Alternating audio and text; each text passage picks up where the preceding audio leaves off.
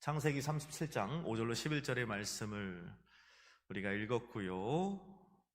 꿈꾸는 사람 요셉에 대해서 꿈을 이루는 두 가지 비결이라는 제목으로 여러분들과 함께 하나님 마음을 나눠보고자 합니다.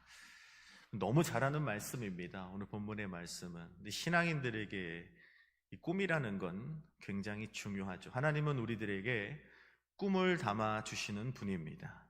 그래서 하나님의 사람이 분명하다면, 하나님의 주선하신 만남으로 이룬 가정이 분명하다면, 하나님이 세우신 예수 그리스도의 몸된 교회가 분명하다면, 교회마다, 가정마다, 여러분 일터와 사업장뿐만 여러분 개개인의 가정과 여러분 개개인의 삶 속에 하나님께서 담아두신 꿈이 반드시 있고, 여러분들이 그 꿈을 요셉과 같이 알고 깨닫고 품을 줄 알아야 해요.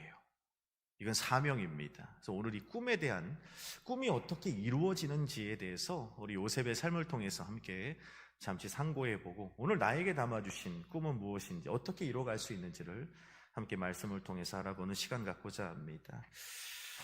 꿈을 꾼다는 것은 살아있다는 증거가 되고 역동적으로 움직여야 할 이유가 되는 겁니다.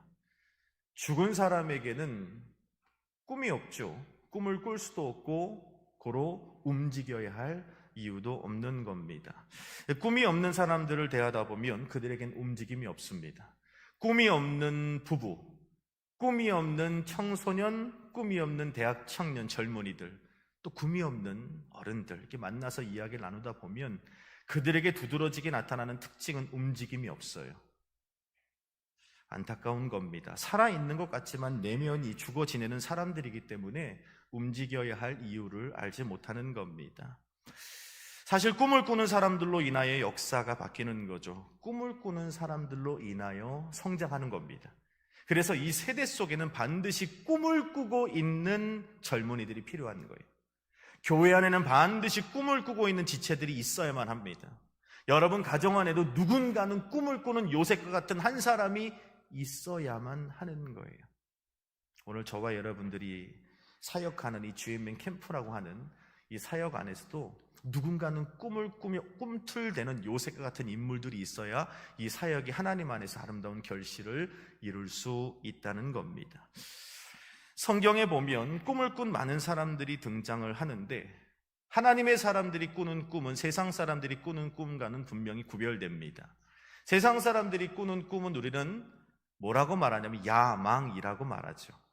하나님의 사람들이 하나님이 꾸게 하시는 꿈을 꾸는 꿈을 가지고 우리는 뭐라고 말하냐면, 그렇죠, 비전이라고 말합니다. 성경에 보면 하나님이 담아주신 꿈을 품은, 그리고 그 꿈을 이루어가는 하나님의 많은 믿음의 선진들을 우리는 발견하게 됩니다. 누가 있을까요? 아브라함도 그렇죠. 너는 내가 내게 보여줄 땅으로 가라. 그 땅을 바라보며 어딘지 모르지만 꿈을 꾸며 나아갑니다. 또 누가 있을까? 야곱도, 요셉의 아버지 야곱도 이 장자권이라는 꿈을 가지고 나아가는 모습을 우리가 성경을 통해서 보게 됩니다. 꿈의 사람 하면 갈렙을 떠올릴 수가 있죠. 이 산지를 내게 주소서. 여호수아와 갈렙, 모세도 그렇고요. 또 12제자도 꿈을 꾸는 사람들이었고, 약속하신 것을 기다리고 예루살렘에 머물러 하셨던 그 말씀을 믿고 마가의 다락방에서 그 예배의 자리를 꿋꿋이 던 120문도들, 다 꿈꾸는 사람들 아닙니까? 그런데 성경에 나온 수많은 그 꿈을 꾼 믿음의 선진들 중에 가장 대표적인 꿈을 꾼 인물이라면 단연 오늘 우리가 읽고 나누게 될 요셉이 아닐까 합니다. 요셉은 하나님께서 꾸게 하신 꿈을 꾸었고 하나님이 담아주신 꿈을 품을 줄 아는 사람이었습니다.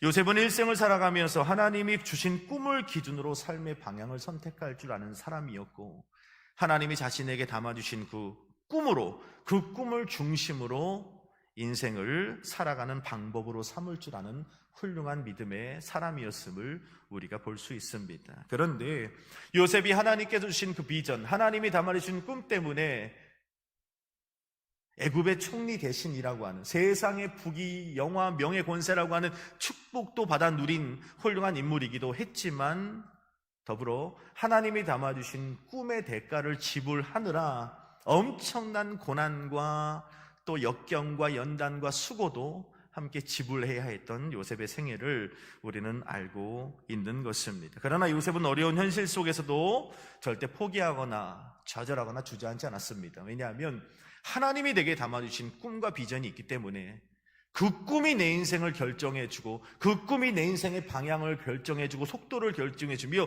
이 꿈이 결국엔 내 인생을 견인하여 하나님의 뜻을 이룰 것이라는 확신이 있었기 때문에 그는 아무리 힘들고 어려운 환경 속에서도 꿋꿋이 오뚜기와 같이 버텨내고 견뎌내고 다시 일어날 수 있었다는 것입니다. 그래서 오늘 요셉의 생애를 통해 우리들에게 주신 이 담아주신 꿈들을 우리가 어떻게 지켜가며 이루어가야 하는지를 오늘은 두 가지만 함께 나눠보도록 하겠습니다. 첫 번째는 오늘 본문 37장 5절, 7절, 9절, 10절 이 말씀에 보면 반복적으로 나오는 한 단어가 있습니다.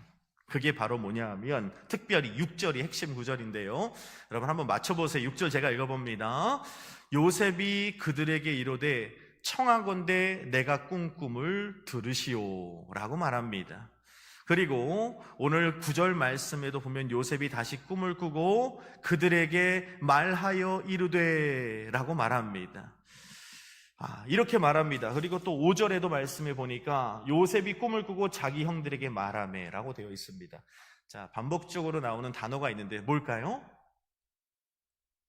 뭐예요? 말했다는 거예요. 말했다는 것. 요셉은요 꿈을 꾸고 요셉은 꿈을 품고 요셉은 그것으로 끝나는 것이 아니라 꿈을 선포할 줄 아는 사람이었다는 겁니다. 이 굉장히 중요한 거예요. 꿈을 선포할 수 있는 저와 여러분 되길 바랍니다. 하나님이 우리에게 담아주신 비전은요 선포할 줄 알아야 돼요. 근데 그 꿈을 선포되는 순간 어떻게 되는 줄 알아요? 6절, 8절, 9절에 끊임없이 어떤 구절이 나옵니까? 형들로부터 미움을 당합니다. 멸시를 당합니다. 그 꿈을 선포했기 때문에 요셉의 고난의 문이 그때부터 열리게 되는 것을 우리가 보게 되는 겁니다. 요셉은 하나님께서 보여주신 꿈을 꾸었고 꿈만 꾼 것이 아니라 그 꿈을 형들에게 말했다는 겁니다. 6절에 보세요. 내가 꾼 꿈을 들으시오 이렇게 말합니다. 5절 하반절에 보니까 청하건대 내가 꾼 꿈을 들으시오. 그 꿈을 말함을 통하여 그 형들이 그를 미워하였다라고 성경은 말씀합니다. 자기가 받은 그 꿈을 형제들에게 말하고 있는 요셉을 보게 됩니다. 어떤 분들은 이렇게 말해요. 요셉이 굳이 형들에게 듣고 싶어 하지 않은 그 형제들에게 자신의 꿈을 말함을 통해서 미움을 받은 거예요. 경고망동한 행동이어서 버릇없는 행동이어서 요셉이 형제들에게 자신의 꿈을 말했던 건 그것도 두 번에 걸쳐서 저렇게 자신의 그 고집 있게 꿈을 말했던 건 굉장히 어리석고 미련한 행동이었어. 만약 요셉이 자신이 하나님께서 담아주신 꿈을 자신만 알고 나만 알고 형들이나 아버지 어머니에게 말하지 않고 품고 있었더라면 그가 형들에게 미움을 받을 일도 없었고 시기를 받을 일도 없었고 애국으로 팔려갈 일도 없었고 종살이를 할 일도 없었고 감옥에 갈 일도 없었을 거야 라고 해석하는 분들도 있습니다. 그런데 그건 아주 잘못된 해석입니다. 오늘 요셉이 비록 형제들에게 자신이 꾼 꿈을 말함을 통하여서도 미움을 받게 되지만 그것은 아주 요셉의 생애를 토막으로 본 거예요. 여러분 요셉의 출현하는 37장부터 50장까지의 말씀 요셉의 인생 생애를 통으로 바라보면 오늘 요셉이 형들에게 내 꿈을 들으시오 정도가 아니라 청하건대 내 꿈을 니들이 들어야 된다 라고까지 말하면서 미움받고 멸시받으면서까지 자신이 하나님이 담아주신 꿈을 선포하며 듣게 했던 이유에 대해서 우리는 창세기 40장 이후에 가서 그 답을 알 수가 있는 거예요.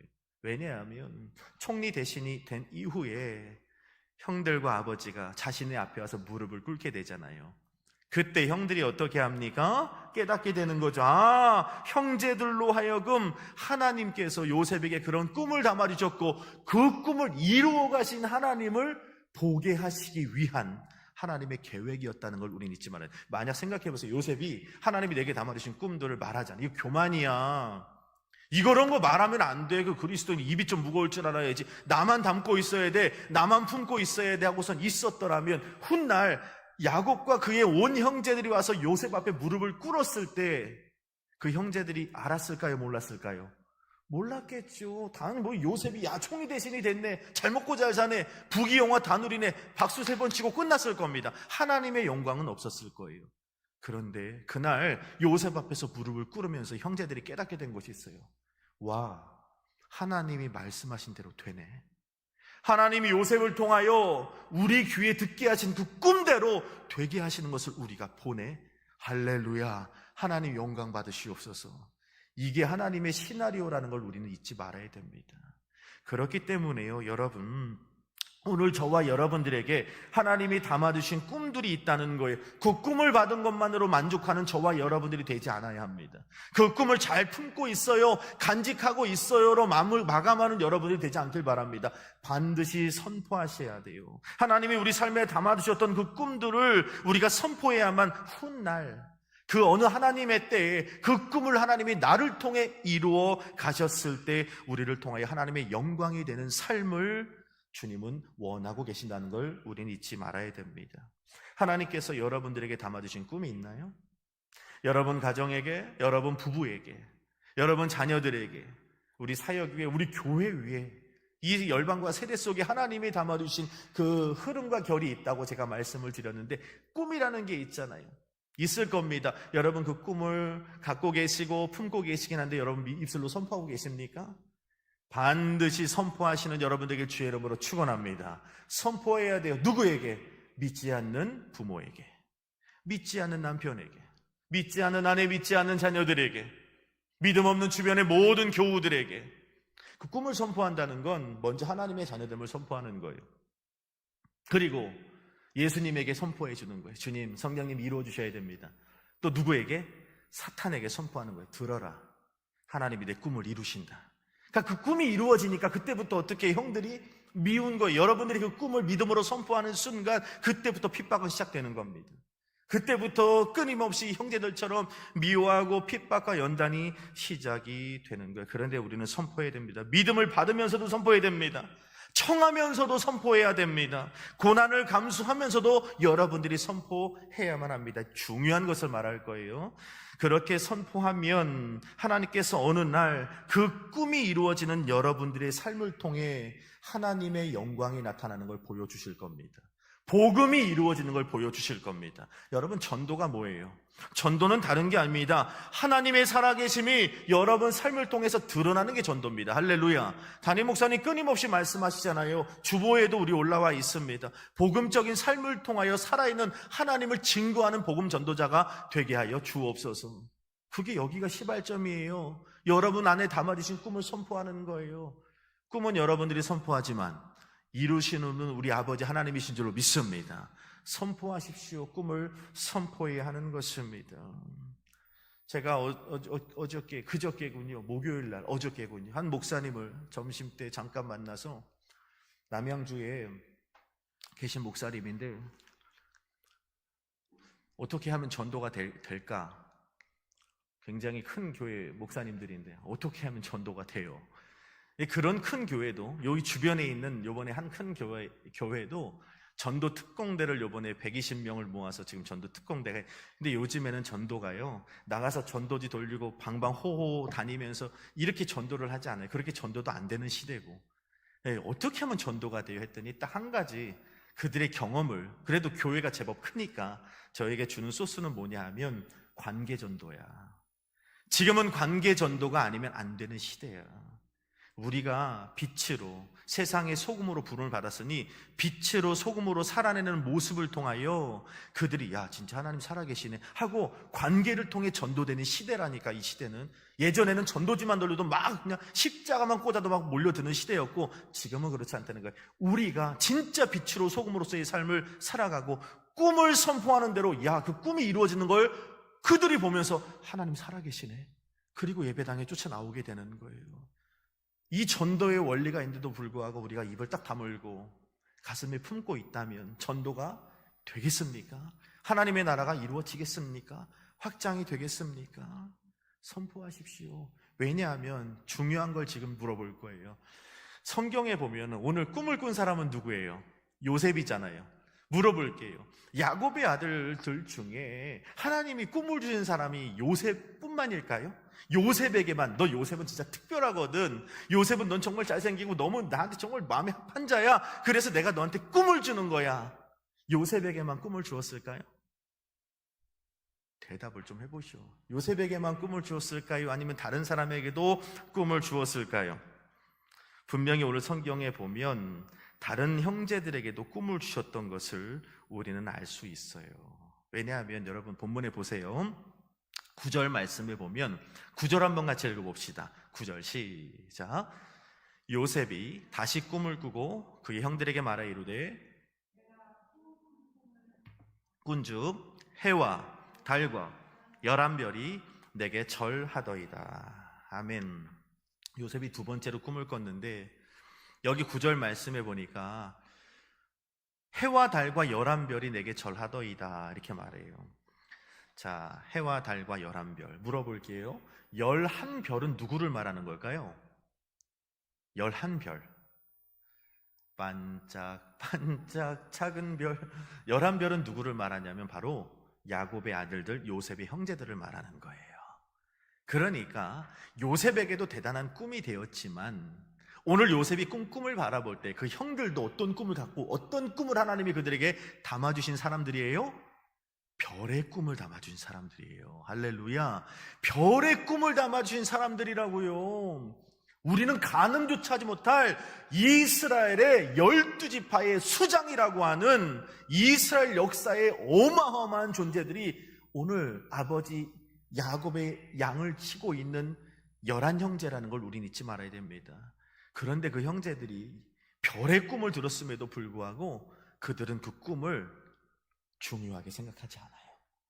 중대하게 생각하지 않더라는 겁니다. 자신들에게 주신 꿈에 대한 관심이 없는 거예요. 왜 그랬을까요? 오늘 내 형편이 보이는 걸 지금 오늘 우리 형실이 그냥 아버지의 가축을 치는 목동에 지나지 않아요. 그런데 내가 무슨 별의 꿈을 품을 자라고 그냥 관심을 두지 않는 거예요. 우습게 여겨버리는 거예요. 오늘 내 형편과 상황과 처지가 보이는데 무슨 별의 꿈인가 하고 무시해버린 거예요. 그리고 더욱이 나보다 이 유대 사상에서 유대 사상 속에서 동생 앞에 가서 오늘 보세요. 무릎 꿇고 절하는 것 이건 굉장히 자존심 상하는 일이에요.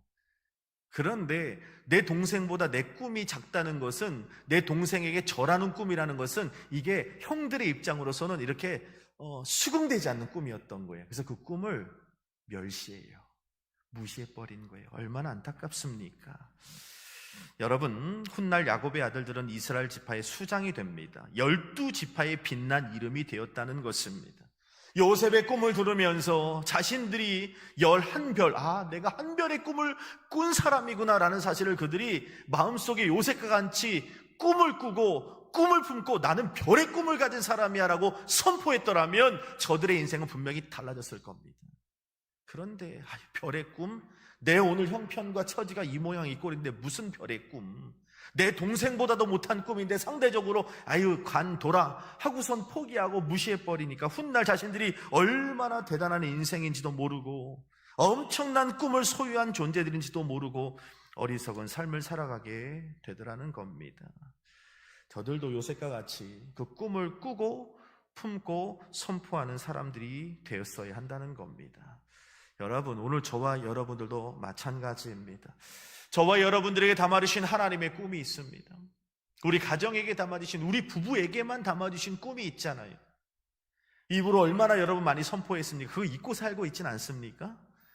우리 교회 위에 이 성령의 교회가 이 갈매동 이 자리에 세워주실 때 우리 담임 목사님뿐만이 아니라 모든 믿음의 교우들에게 하나님 담아주신 하나님의 마음, 하나님 비전이 분명히 있을 겁니다.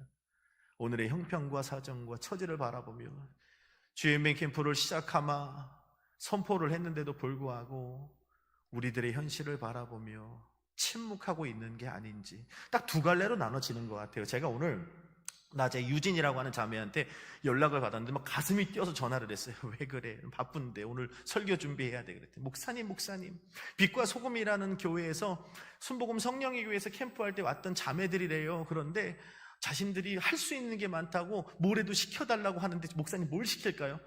아무거나 시켜. 목사님 그래도 목사님이 알려주셔야죠. 너무 흥분돼요. 막 벌써 스텝이 들어오고 너무 흥분돼요. 아무거나 시켜라. 네가 알아서 시켜라. 그랬더니 목사님 왜 그러세요? 근데 제가 그 순간 뭘 느꼈냐 하면 요셉이라는 사람과 형제들이라는 사람이 이렇게 다르구나. 이 유진이라고 하는 자매는요 하나님이 2023 캠프를 통해 이뤄가실 일들이 보이는 거예요. 그러니까 막 설레고 가슴이 뛰고 하니까 막 꿈을 선포하고 이 친구들 통해 하나님 어떻게 역사하실지가 막 기대가 되는 거예요.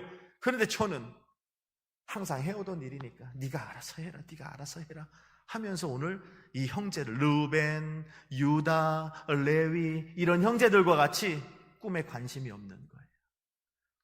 오늘 저와 여러분도 마찬가지로 교회가 꾸고 있는 꿈들이 있잖아요. 그런데 나는 요셉과 같이 우리 교회가 꿈꿔 있는 이 교회의 머리 대신 예수 그리스도를 중심으로 우리는 목사님과 더불어 다 지체가 되었단 말입니다. 그런데 그 지체가 되어서 요셉과 같이 그 꿈을 같이 꾸고 품고 이 믿음으로 선포하는 사람인가, 아니면 저 변두리의 그냥 끝에서 주일날만 참석하면서 예배만 참석하면서 아유 무슨 꿈은 꿈이야, 그 꿈은 목사님이 알아서 하는 거지, 우리는 그냥 따라가기만 하면 되는 거지 하는 그 레위나 유다나 루벤과 같은 그런 어리석은 자리에 있진 않은지 돌아봐야만 하는 겁니다. 우리 가정도 마찬가지고요, 여러분 개개인의 삶도 마찬가지. 하나님 담으신 꿈이 있다면 꾸고 품는 것을 넘어 반드시 믿음으로 선포하세요. 제가 늘 말씀하잖아요. 민수기 14장 28절에 보니까 하나님은 우리 입술의 열매를 창조하시는 분이라고 말씀합니다. 나의 삶을 가리켜 맹세하노니 너희 말이 내 귀에 들린 대로 내가 반드시 행하리라. 여러분 믿음으로 선포하십시오. 그러면 뭐라고 말씀합니까? 너의 입술의 열매를 내가 창조하리라. 주님 약속해 주시는 거예요. 우리 안에 주신 이 꿈을요, 우리는 끊임없이 담아두고 품는 것을 넘어 입으로 선포해야 됩니다. 여러분, 우리가 담아두신 이 꿈을 선포해야 되는 이유 중에 하나가 또 뭔 줄 아십니까?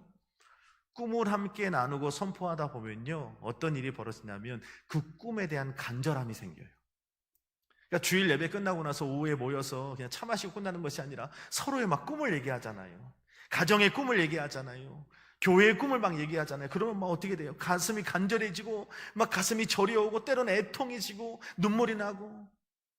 교회에 나온 지 2주밖에 안 되는 한 자매가 자신의 부모님과 자신의 생활을 얘기하면서 눈물을 쏟게 되고, 정말 소망 없이 살아가는 한 형제가 와서 함께 교제하면서 꿈을 말하게 되고 소망을 말하게 되고 예배에 참석하는 역사들이 일어나고, 그런 일들이 이루어지는 겁니다.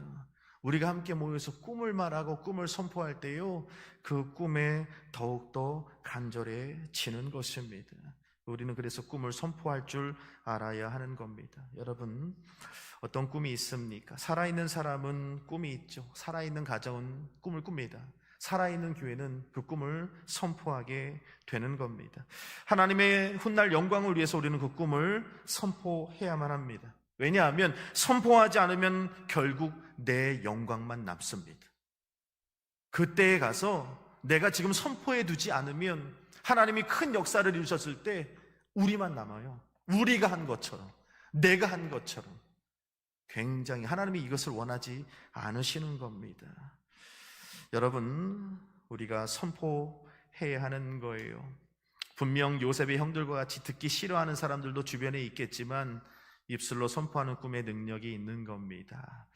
우리가 지금 선포할 때는 모르지만 훗날 하나님이 이루실 때 그 꿈에 이루시는 놀라운 주인공들이 될 줄로 믿습니다. 마지막 두 번째로 오늘 본문에 보니까 꿈은 선포해야 되고, 두 번째로 보면 꿈에 대한 대가를 지불하는 사람이 되어야 한다는 겁니다.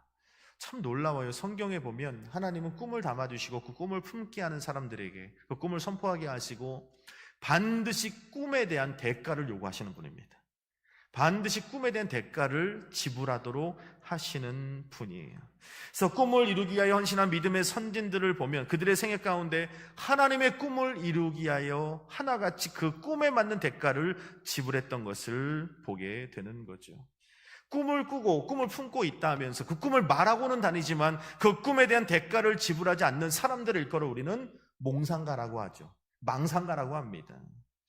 여러분, 하나님의 담아주신 비전과 꿈은 반드시 대가를 지불해야 한다는 거예요.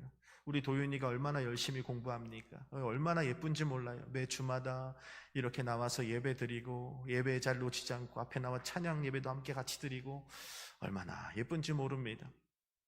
어디 가도 난 자랑할 수 있어요. 이번 캠프에도 제 자랑을 할 겁니다. 제가 우리 캠프에 오셨던 강남에서 가장 유명한 교회 중에 한 교회의 수석 부목사님으로 청년 청소년부를 담당하고 계신데 저희 캠프 강사로도 오셨습니다. 그런데 거기는 시험 기간이 되면요, 고등학교 3학년은 아예 전멸이라고 합니다. 그러니까 예배 자체가 임원들 외엔 아무도 나오지 않는데. 근데 그 교회 청소년부들은 다 장로님 아들들, 안수 집사님 아들들, 권사님 아들들, 수백 명이 모이는 교회입니다. 그런데 그게 너무도 당연시 되었대요. 이 시험 기간이 되면 당연히 교회 안 나오는 거예요. 그게 인정이 되는, 이 하나님의 말씀에 비추어 볼 때 그게 옳은지. 근데 우리 도윤이는 참 예쁜 게 수능을 보는 주간에도 예배에 나와서 가장 앞자리에 앉아서 예배 드릴 것 다 드리고, 그리고 나가서 시험도 보고, 할렐루야, 얼마나 예쁜지 몰라요.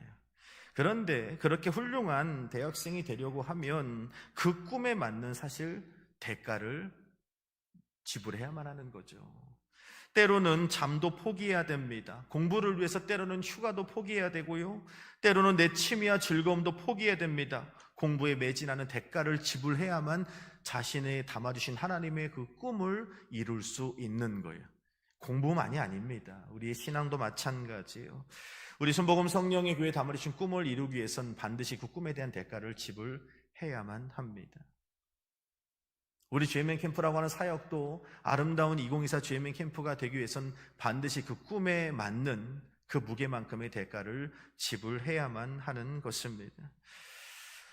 그 어려움을 감수해야만 하는데 그런 헌신이 없이 하나님의 선한 두고 하나님 나라 영광을 이루겠다는 것은 어불성설이고, 참 안타깝지만 그것은 하나님 안에서의 비전이 아니라 망상이 되고 마는 것입니다. 요셉은 자신이 꾼 꿈을 이루기 위해서 상당한 대가를 치르게 되었습니다. 10대, 20대 전부를 노예로, 종으로, 죄수로서의 삶을 보냈어야만 했다는 겁니다. 그런데 그 혹독한 대가를 치른 후에 정말 하늘의 해와 달과 11개의 별들이 자신을 찾아와 엎드려 절하는 모습을 하나님이 보게 하셨다는 겁니다. 꿈에 대한 대가를 지불해야죠. 이 간증만 하고 마치고 기도하겠습니다. 제가 너무 좋아하는, 저희 캠프에 한 번도 승낙하지 않은 마이클 김이라고 하는 선교사님이 계십니다. 굉장히 유명한 분이죠. 이분이 그 목회자 자녀들을 위한 컨퍼런스가 열렸는데, 이분은 10대 때 일본으로 건너가 아주 무서운 부모님 밑에 성장을 합니다. 근데 청소년기 때 예수를 만나고 복음의 열정에 그 불이 붙어요. 그래서 나는 10대 때 선교사가 되겠다라는 꿈을 갖고 그분이 국제학교를 다니게 되었는데, 여동생과 함께 그 국제학교를 다니다 보니까, 여러분 국제학교다 보니까 얼마나 다문화적인 그런 학생들이 많았겠어요. 전 세계 각국에서 모인 학생들이 있다 보니까 종교도 많았대요. 일본이란 나라가 원래 또 우상천지 아닙니까?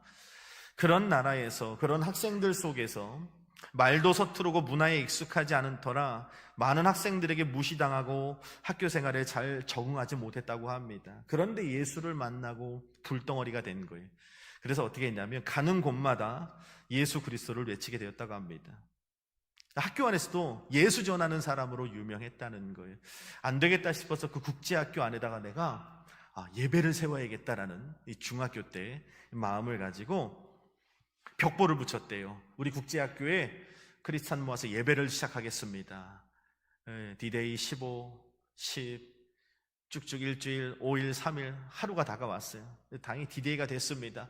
그런데 예배 드리려고 모여있는 그 방에 똑하고 한 친구가 찾아왔다는 거예요.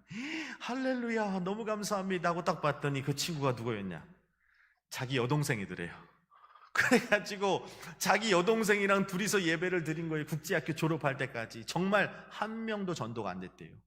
가는 곳마다 예수 믿어야 구원받습니다. 예수 믿어야 천국 갑니다. 예수님만이 진리의 신이 됐습니다. 예수님이 하나님이십니다라고 그 중학교, 고등학교 아이들이 졸업하는 날까지 외쳤는데도 정말 한 명도 전도가 되지 않았대요. 그러니까 얼마나 열심히, 그 마이클 김 선교사님이 말씀이 굉장히 강하거든요. 굉장히 강해요. 좀 무서울 정도로 가감없이 전하는 분입니다. 근데 그런 불덩어리가 그냥 국제학교에 복음을 전했는데 한 명도 전도가 안 됐으니 얼마나 마음이 힘들었겠어요. 그런데 시간이 흐르고 졸업날이 다가왔습니다. 졸업식을 거행하는데 많은 친구들이, 동료 졸업생들이 다 상을 받고 내려갔는데, 그 일본 국제학교에서는 모범상이 그렇게 중요하다고 합니다. 마이클 선교사님은 내가 모범상이겠어 하고서 가만히 앉아있는데 모범상 하는데 자신의 마이클 김 하면 자기 이름을 부르더라는 거예요. 너무 깜짝 놀라서 감동이 돼서 단위에 올라갔대. 너무 기분이 좋은 거죠. 야, 내가 역사적으로 금년에 국제학교에서 모범상을 받네요. 모범상을 딱 받았는데 총장님이 마이클 그래도 상 받았으니 한마디 해 그러더래요. 그래서 한마디를 못 할까 하다가 갑자기 마음속에 노래를 하고 싶다는 생각이 들더래요. 그래서 무슨 노래를 했냐면 이분이 갑자기 학생이 한마디 하겠습니다 하고 이와 같은 때에 난 노래하네 사랑을 노래하네 주님께 이와 같은 때엔 손 높이 드네 주님께 주님 사랑해요 I love you Lord I love you Lord Singing I love you Lord 주님 사랑해요 라고 찬양을 불렀대요. 대단하지 않습니까? 그리고 그 찬양을 끝났더니 사람들이 막 당황해하고 쟤 또 올라가서 저런 무슨 이상한 CCM 노래를 부르고 예수 노래 하나가 보다 하고선 멸시하는 그런 눈빛 속에 찬양을 마치고 내려오는데 갑자기 단위로 한 선생님이 뛰어 올라오더래요. 그러면서 이 마이클 김 선교사님을 안아주면서 목덜미를 끌어안으면서 엉엉대며 울더랍니다. 그러면서 이렇게 말하더래요. 너무너무 부끄럽구나. 사실은 나도 예수를 믿는 그리스도인이야. 나도 그 예배에 참석하고 싶었는데 주변에 보는 사람이 너무 많았어. 그래서 숨고 지냈어. 그랬더니 갑자기 저 멀리서 함께 나랑 공부했던 2명의 학생들이 뛰어나오더래요. 그러면서 마이클 김 선교사님을 또 푹 끌어안더니 나도 사실은 교회 다녀. 나도 예수 믿는 사람이었어. 그 예배에 참석하고 싶었는데 무시당할까봐 멸시당할까봐 못했어. 그 이후로도 후배들 중에 또 동기들 중에서 그 자리에 30명이 나와서 마이클 김 선교사님을 끌어안고 함께 엉엉대며 그 국제학교 역사상 정말 진풍경이 벌어졌다는 거예요.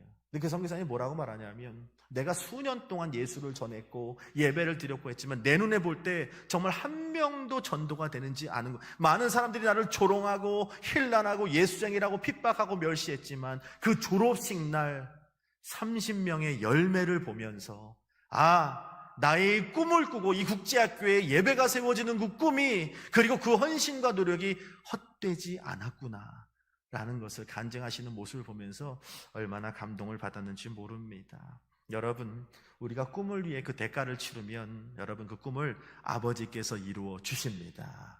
No cross, no crown이라는 유명한 글이 있잖아요. No 십자가가 없이는 no crown, no 면류관이 없다는 겁니다. 십자가의 희생이 없이 우리 목사님 늘 말씀하시는 것처럼 no cross인데 no crown 어떻게 십자가 이후에 면류관을 기대할 수 있는가? 우리가 대가를 지불하면요, 십자가의 대가를 지불하면 반드시 생명의 면류관이 기다리고 있음을 믿으시길 바랍니다. 2가지였습니다. 첫 번째 어떻게 하라? 꿈을 선포해라. 오늘 여러분 말씀 들으셨으니 난 전했습니다. 들은 건 여러분들이. 그럼 여러분 가셔서 전해야 돼요. 하나님 살아계시고 여러분 안에 담아주신 꿈들을 선포하세요. 그리고 기도하시는 거예요. 주님 이루셔서 저 믿지 않은 사람들로 하여금 하나님 살아계심을 언젠간 보게 하여 주옵소서. 그리고 2번째, 나는 그 꿈을 향해 대가를 치르겠습니다 하면 그 꿈을 아버지께서 이루어 주실 줄로 믿습니다. 우리 찬양 한 장